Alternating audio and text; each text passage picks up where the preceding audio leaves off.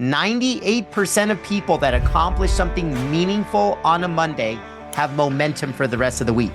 You win every Monday by taking a meaningful action. You have momentum to win the next day. You stack winning days, now you have winning weeks. You stack winning weeks, you have winning months. You stack winning months, you have winning quarters. You stack winning quarters, and before you know it, you have your most winning year yet.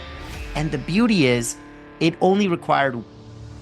Today's guest, Paul Epstein, is a coach, a speaker, and the creator of Win Monday, a leader who transformed his own life on a Monday and now teaches the world to do the same. He's helped leaders, athletes, and organizations unlock consistency, find purpose, and build the habits that shape their future. The action you are going to take next Monday, don't do it for you. Don't even do it for the person to your left and right. Do it for your hero. Because we will let ourselves down before we let the most important person in our life down. Which Monday changed your life? There was a retreat that our C-suite went to that changed my life. If you say I am a person that is committed to Win Monday, it becomes a part of your identity. Why do you think that so many people keep promises to other people, but not to themselves? Because often Today's episode is sponsored by Sports Pro. If you're like me and want to stay on top of what's really happening in the sports industry, you need to check out Sports Pro Plus. Coming from Sports Pro, the number one business that connects, educates, and inspires the international sporting community. Sports Pro Plus is the ultimate hub for sports business knowledge with exclusive content, data, and analysis that keeps me up to speed with everything happening across the industry. And right now, listeners of the Sports Management Podcast get an exclusive 20% off with the code SMPOD20. That's SMPOD20. All you need to do is head over to sportspro.com/membership and start exploring today. Paul Epstein, welcome to Sports Management Podcast. Hey, Marcus, fired up to be here. Great to have you on the show. This episode will be released on a Monday. So what is your best advice for listeners to how they can win Monday? Well, I'll actually, and off camera, we were just discussing how my new book, my next book, Win Monday, will be out very soon for partners and then eventually to the world. But here is a fun research stat that I think if you are listening and or watching this and the words momentum, growth, and success. If you want more momentum in your business and life, if you want growth in your business and life, if you want success in your business and life, here is a research stat that my team and I in our Win Monday Growth Lab, we discovered. 98, so almost 100%, 98% of people that accomplish something meaningful on a Monday have momentum for the rest of the week. So think about that, Marcus. If at nearly a 100% guarantee, we're just 2 percentage points shy. If I could say, if you do something meaningful on Monday, that doesn't mean get to the end of your email box. That doesn't mean you have 5 meetings and you execute the 5 meetings. I mean, do something that matters. Do something that moves the needle. Do something that has value.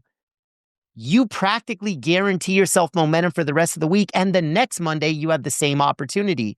So in the simple spirit of compounding and stacking, you win every Monday by taking a meaningful action. You have momentum to win the next day. You stack winning days, now you have winning weeks. You stack winning weeks, you have winning months. You stack winning months, you have winning quarters. You stack winning quarters, and before you know it, you have your most winning year yet. And the beauty is, it only required one decision and one commitment, one habit, a habit of winning Monday. So that's really been a playbook that I've subscribed to since my sports days on the business side, and now I've parlayed it into a decently successful career in the speaking and thought leadership space, and obviously now founder and CEO of Win Monday. So more than happy to unpack that for you and your listeners and audience, but really that's been kind of one of the secret sauces, because I think we have enough people in the world to say, thank God it's Friday. They just fantasize about Friday. And I don't know if you, Marcus, and or folks listening in are familiar with this concept of the Sunday scaries, where basically on Sunday night, when we think about the week ahead, we have stress and anxiety and overwhelm. That's about 93% of people, according to the research. So if you think about, you have a world that largely is already feeling negative thoughts Sunday night. They're looking forward to Friday. Most people waste Mondays, but I'm trying to inspire a mission and a movement of people and teams and companies that say we're done with wasting Mondays. We're determined to win Monday. I love that. So 98%, obviously, huge number. So in order to get that momentum, you need to get started. Yes. So what's the best way for you, the best tip of getting started? I love it. And oh my gosh, I love this so much because to your point, 0 to 1 is hard. Getting started is the hardest part. 5 to 6, 9 to 10, 20 to 20, easy, easy because you already have momentum at your back. Getting started is the hardest part. And here's the beauty, and I'm not just going to paint this to be about rah-rah or motivation. Win Monday is not about motivation. Actually, and even me personally in the mirror, there are Mondays that I don't feel like a winner. I don't feel like taking the winning action, but I still do. Because here's the metaphor and here's the analogy that's going to resonate with 100% of everybody watching and listening. Let's use the gym as an example. If Win Monday is a habit, we all associate habits with health. And so healthy habits, good decisions over the long term means you're probably going to be a healthy person. One of those activities might be going to the gym. Okay. I think that 100% of the world has had the feeling of, I don't feel like going to the gym. You just don't.